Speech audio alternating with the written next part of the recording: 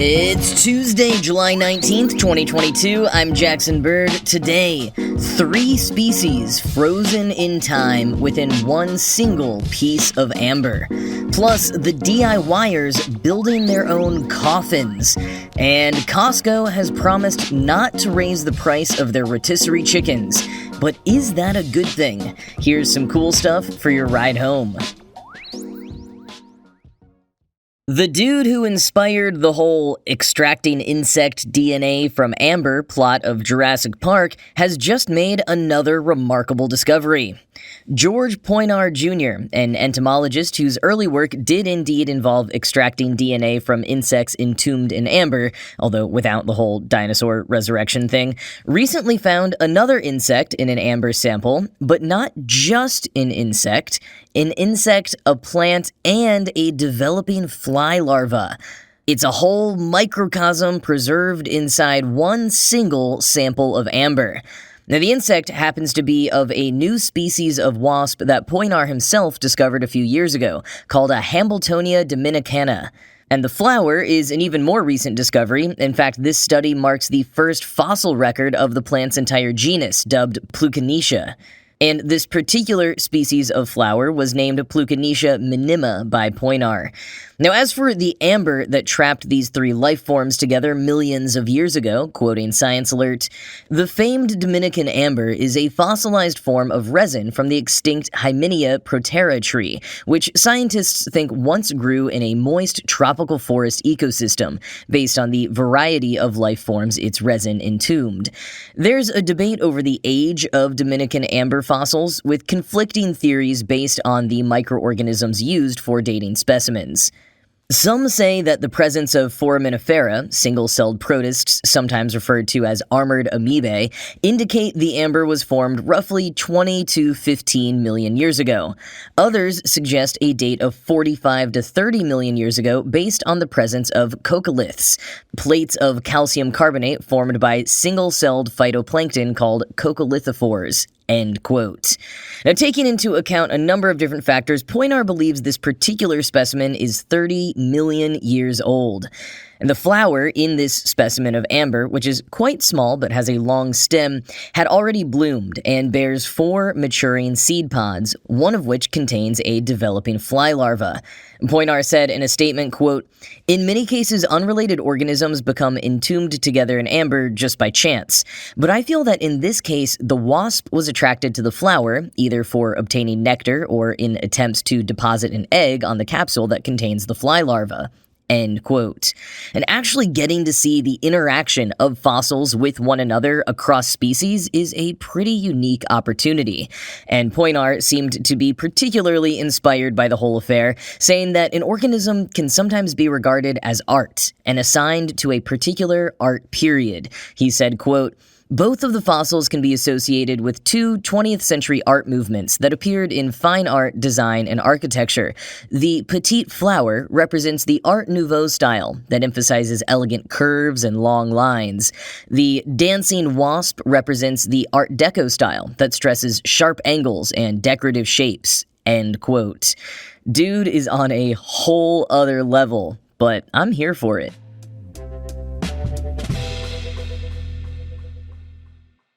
Have you ever thought about what your casket would look like after you die? If you plan to have one, that is.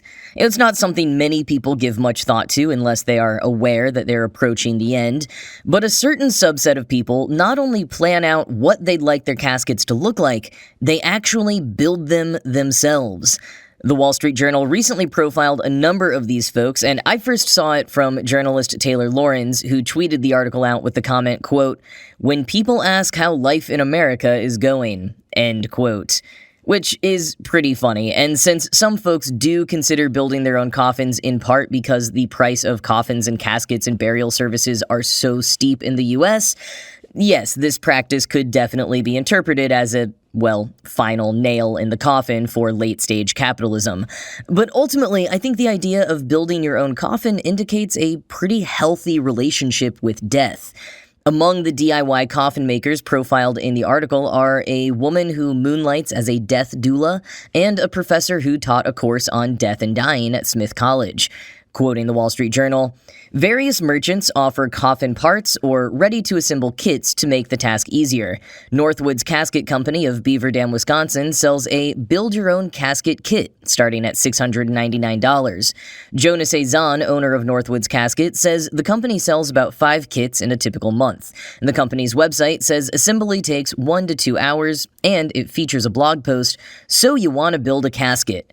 Buyers can add their own flourishes and creative designs. I've seen a lot of camouflage, Mr. Zahn says. End quote.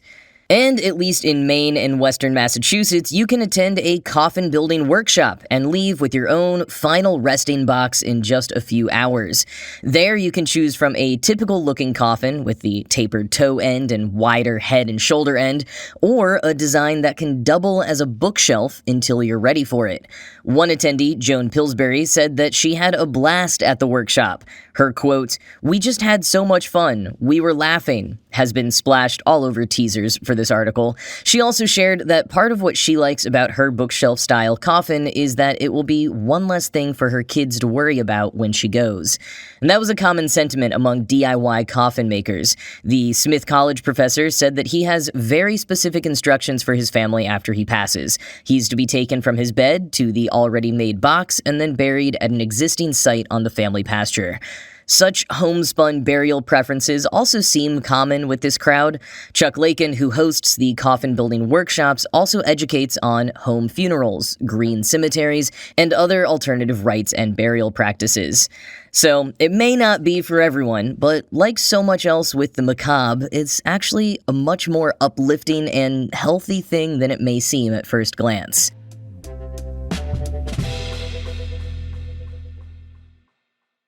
A little bit ago, I explained Arizona Iced Tea's reaffirmed commitment to keep their huge cans of tea just 99 cents, despite rising inflation. Today, let's talk about another company with a commitment to keeping a certain product affordable, Costco's $4.99 rotisserie chicken. While Arizona is keeping its canned tea 99 cents due to an unwavering commitment to their loyal consumers, a pretty huge credit to the family-run company who basically said, "We've got billions, we're fine." Costco and other stores, meanwhile, who are keeping their rotisserie chickens at pre-inflation prices, are doing it because they consider the chickens to be loss leaders. Basically, the point of the chicken isn't to bring in profits directly, but rather to draw in customers who will inevitably end up buying other items while they're in the store. Other items whose prices have risen, or whose contents have decreased due to shrinkflation. But Costco's situation is particularly unique among other stores.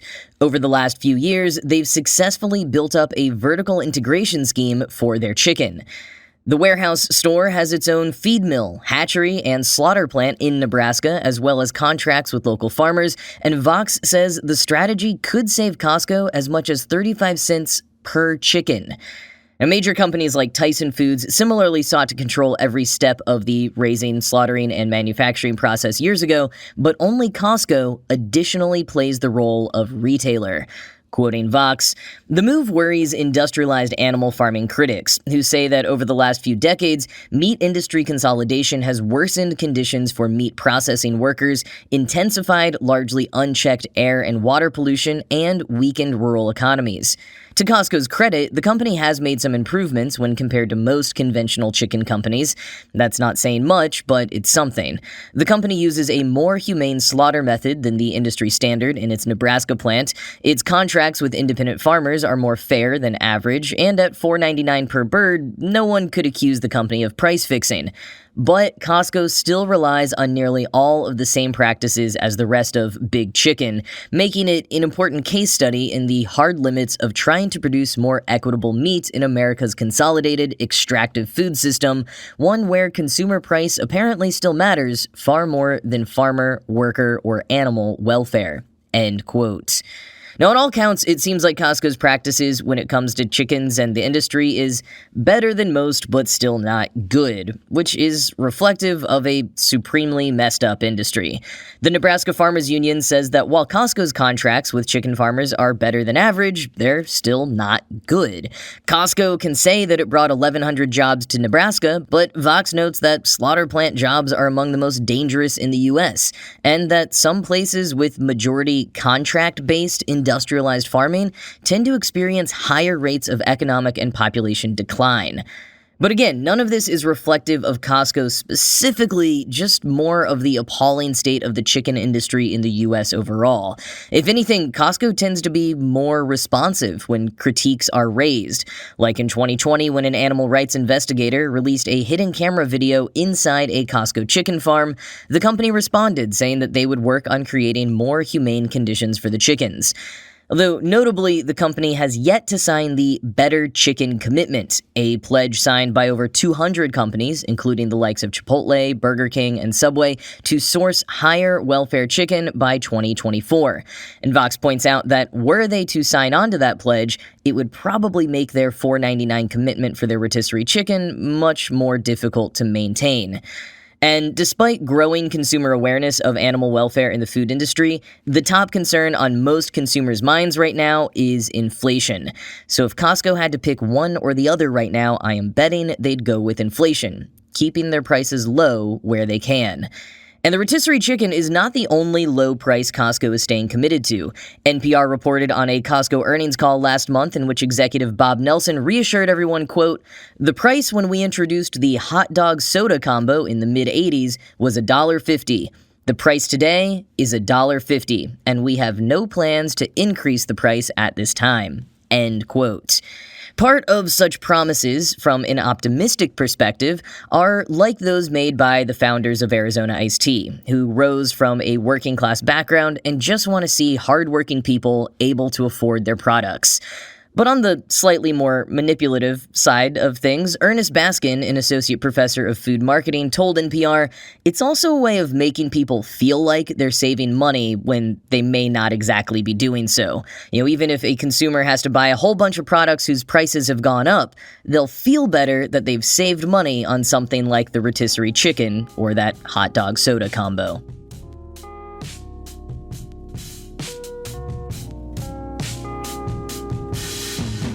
Well, now a roundup of childhood TV shows getting interesting reboots in order of least WTF to most.